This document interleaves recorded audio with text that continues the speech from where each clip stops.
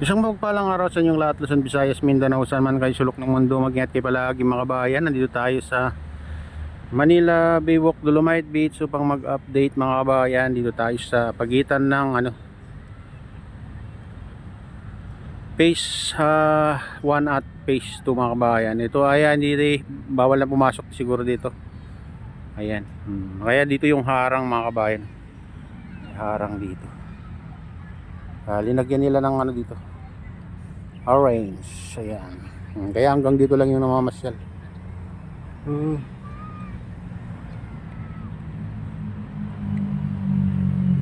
Ayan. Oh, dinagsa mga kabayan, oh. Ang daming namamasyal dito ngayon, oh.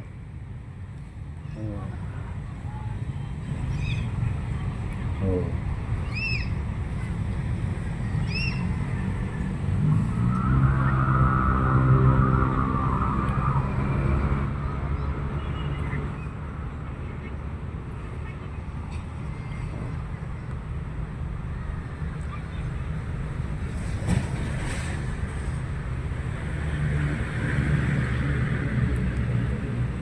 Ang ganda, oh, ang kintab at ang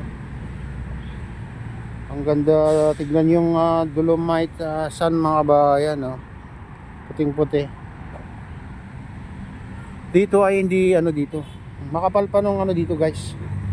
Makapal pa yung Dolomite sun dito kasi hindi naman, parang hindi naabot yata nung dito, yung tubig dagat. Kaya ito, kapal dito, kapal. Diyan lang sa yan lang sa malapit sa Dalampasigan mga kabayan.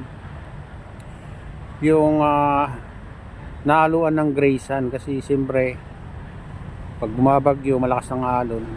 Saka naanod na rin yung mga ibang Dolomite pebbles. Kaya medyo may kulay na Graysan na mga kabayan. Naghalo na kasi. Pero maganda pa rin na pagmasdan dahil ganda tong Dolomite sun, makapal pa dito banda. Sa tabi ng guys, tabi ng seawall. Hindi nagalaw dito kahit na anong bumagyo mga kabayan, pa rin siya. At saka dito pinapatag nila dito mga kabayan, mayroon na silang traktor dito, may suyod yan. Dati hirap-hirap na sila na magtanggal ng maliliit na basura dito mga kabayan nung wala pa silang traktor na may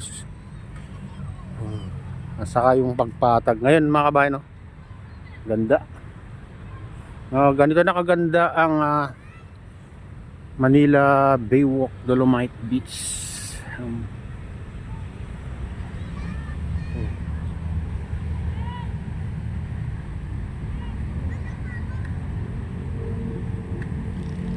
Mayroon din silang ito, boat. Yan Yamaha Enduro. Ito, ginagamit ng mga dito, Coast Guard mga kabayan. Itong na to, speedboat.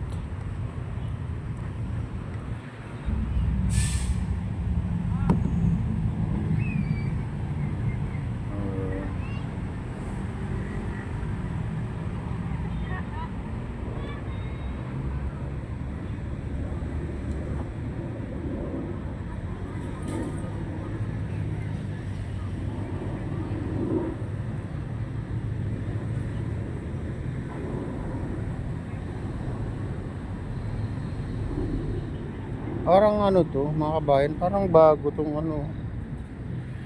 yung Dolomite sun dito. Ewan ko lang, hindi ko sure, pero parang bago. Parang hindi pa na ng parang hindi pa nauulanan.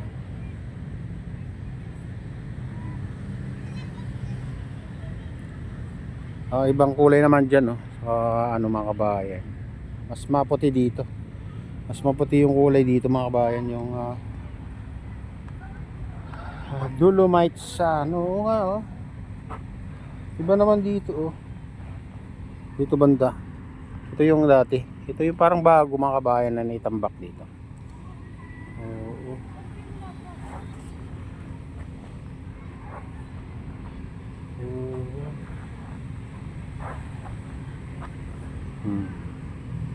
May mga ano dito, TikTokers. Dami nating kababayan.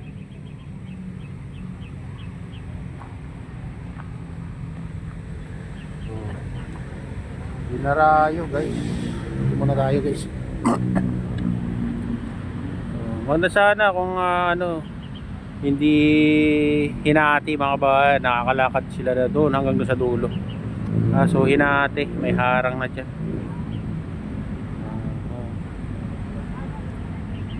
Dolomite Beach.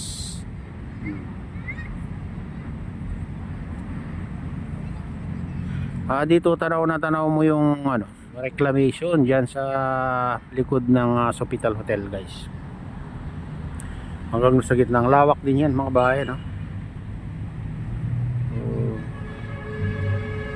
Akala nyo ano lang to, maliit lang tong Dolomite Sand mga bayan, itong Manila Baywalk Dolomite Sand, pero mahaba rin hanggang doon sa ano, phase 3 mga bayan, mahaba rin yan.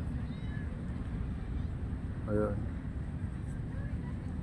hanggang dyan, sa tabi ng US Embassy.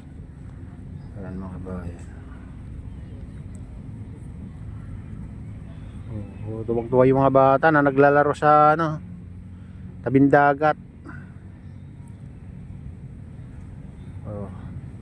Kahit na pinagbabawalan na tumampisaw mga kabayan, hindi nila mapipigil yung mga bata.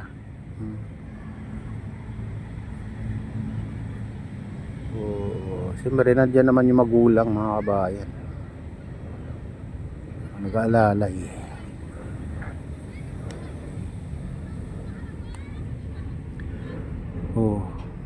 Ayan mga bayan, ito na yung latest update dito sa Manila Baywalk Dolomite Beach. At shoutout nga pala sa lahat ng OFW, mga immigrants sa ibang bansa.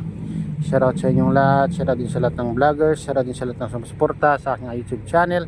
Sana hindi kayo magsawang sumuporta. Shoutout din sa lahat ng viewers, mga nagla-like, sa lahat subscribers, sa lahat viewers, mega loud shoutout sa inyong lahat. Shoutout din kay Kuya Iyo, kay Ate Lynn, kay Kuya Rick sa aking misis. Ayan, sa utol ko dyan sa Honolulu, Hawaii na si Nestor. Ayan, shoutout sa inyong lahat. At shoutout din kay Ma'am Keisha Dam at kay Freddy. Shoutout din kay Kadip Official. Ayan, shoutout sa inyong lahat mga idol. At shoutout din sa RDP Bikers, shoutout din sa Golden Bikers at sa Gubang Baykada. Ayan, pagpalain na ng Diyos at ingat kayo palagi. God bless us all. Bye.